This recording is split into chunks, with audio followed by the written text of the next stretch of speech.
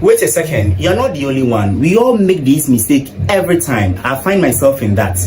See, I believe you have come to the extent of making the mistake of using it for it and then it for it. Well, on this segment, that's what we'll be learning, and I'm here to draw and clear every doubt.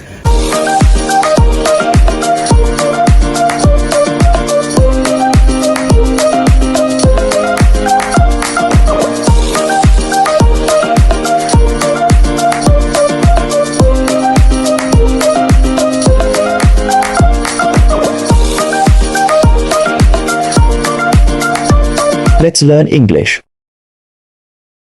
My name is Andy Opondinchi, a passionate student journalist and a blogger from Ghana Institute of Journalism. I'm the host for the campus show and your ambassadorial coach and also an English trainer. This YouTube is basically for us to learn certain basic English mistakes we all make, for us to learn the right thing and know how to use them in the right context. And in today's segment or episode, it's no different by we looking at these words. I believe you have made countless mistakes with these words over and over again. Don't worry, I even do make mistakes in it, and at times I still make mistakes. But well, as they say, we keep learning and we'll learn and then learn the right thing at the right time. So stop using them interchangeably. They are not the same. So this, once again, are homophones. Why? Because they have the same pronunciation or sound, but different spelling and different meaning. Now let's look at the meaning of these words. This word, it, IT''S, is the construction of it plus is. So let's take our time. Don't get confused with this one. This is it.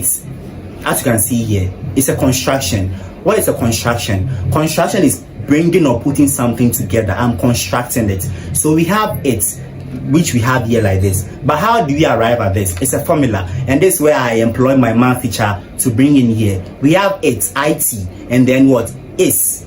So when I bring them together, it becomes it.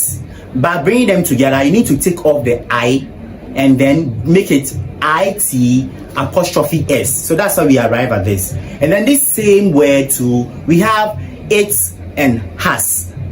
So the formula is it plus us will give you it. So this is the meaning of this.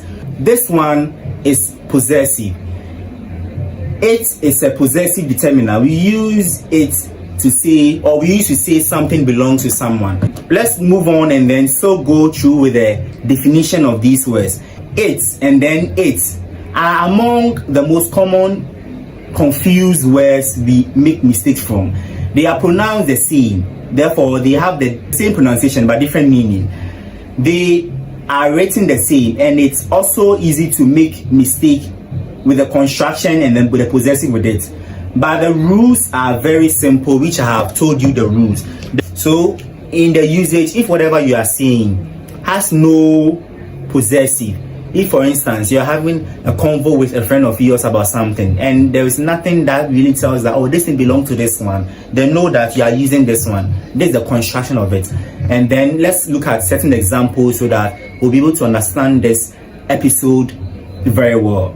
When you take the first one, which is this word, the construction, he doesn't think it's a good idea to spend all his money on video games. Next example, it's been a year since the last time we met. So with this one, it's not possessive.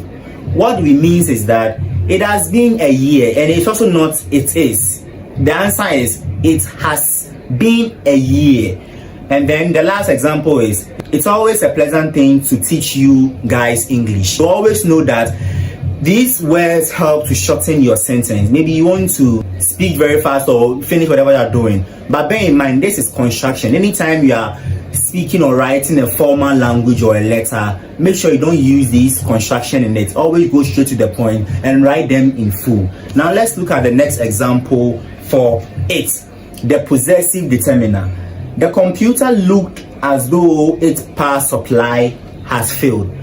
Who does the power supply belongs to? The power supply doesn't belong to myself, neither does it belong to you. It belongs to the computer. So the computer is the owner of the power supply. So you can then say the computer looked as though its power supply is off. Now the next sentence, a car is no good without its wheels. Who does the wheels belongs to, or where does the wheels position itself? It belongs to the car. So you can see that the car has 4 tires. So the car is the owner of the wheels. So you can then see a car has no good without its wheels. Then the last example, without good grammar with its rules, English language will be very difficult. So this one is it.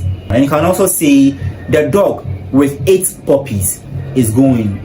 Now let's look at the pronunciation. As I said at the beginning of this word, this is a homophone, and homophones are words of the same pronunciation or sounds but different meaning or spelling. So the simple tip. So while I was beginning, I told you that I also found myself every time making mistakes with these words. But as soon as I understood myself that I'm going to implement this tip along the line, it really helped me, and then I've not been making such mistakes again. So the tip is that every time you want to use any of these words, stop for a moment and ask yourself, which one am I going to use? Am I going to use the construction of it? If it's a construction of it, as we have learned, then it's this one. And the construction has what? Apostrophe in it. So if it has apostrophe in it, it is it plus is coming together to form what? It. But if there's no apostrophe, then it's simply a possessive. This word time will allow us to bring our segment to a close. Don't forget that your comments are mostly welcome.